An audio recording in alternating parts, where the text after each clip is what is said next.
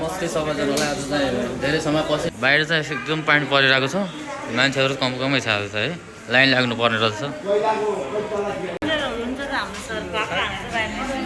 अनि यो लिफ्ट चाहिँ कतिसम्म हो? 20 सम्म हो है? 20 सम्म रहेछ यसको चाहिँ। यो पहिलाको भन्दा चाहिँ अग्लै हो है? पहिला अग्लै भन डबल हो? ए पहिलाको चाहिँ अब ओरिजिनल होइन, इट्टाहरूले यिनीहरूले बनेको भयो। अब अहिलेको चाहिँ यो अब आर्टिफिसियल भनौँ न, अब बनाएको सबै चिजहरू कङ्क्रिट रडहरू। ल माथि अब एकैछिन पछि माथिको भ्यू पनि हेरौँ है। र बिचमा आइपुगेको छ।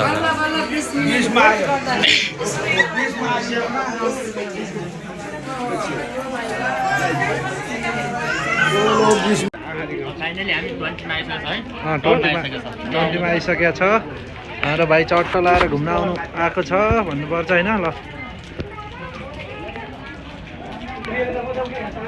आजको यो पानीको वेदर पनि केही नराम्रो भएको कि पानी परेर पनि केही राम्रो छ हेर्न पनि पाएन। हो भाइ हेर्न पाएन। कस्तो लाग्यो भाइ? छैन है? कस्तो लाग्यो भाइ धरा? मान्छेहरू थोरै छ पानी भएर सबै भित्रमा मात्रै पसेर अहिले होइन, नत्र भिड हुन्थ्यो होला है।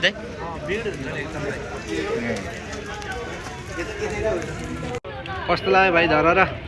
एकदम ठिकै लाग्यो भनौँ न।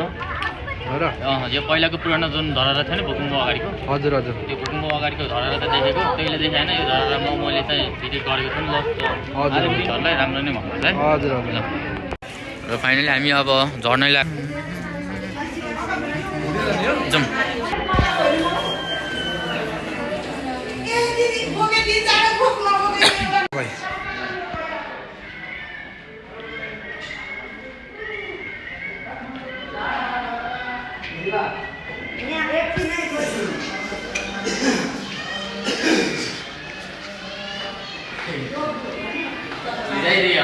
भाइ एकदम भिजाइदियो।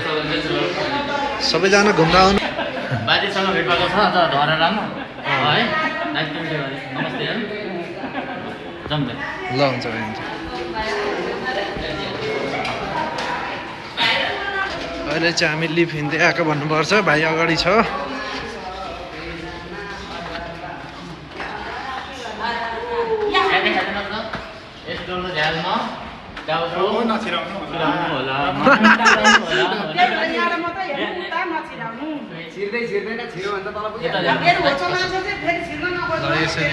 सिजन छ है केटिएममा अहिले। नेपाल हाम्रो नेपालमा चाहिँ पनि छ है।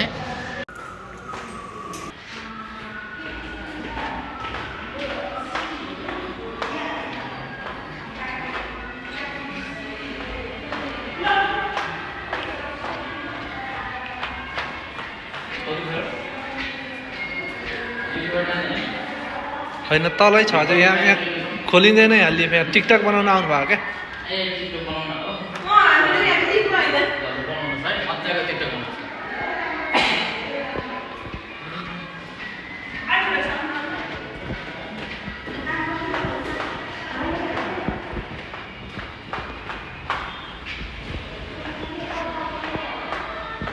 यहाँबाट भ्यू गर भाइ।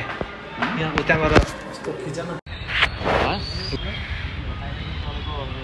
तलको बाटोबाट गार्डन फन मिल्छ है? भन्छ मिल्छ।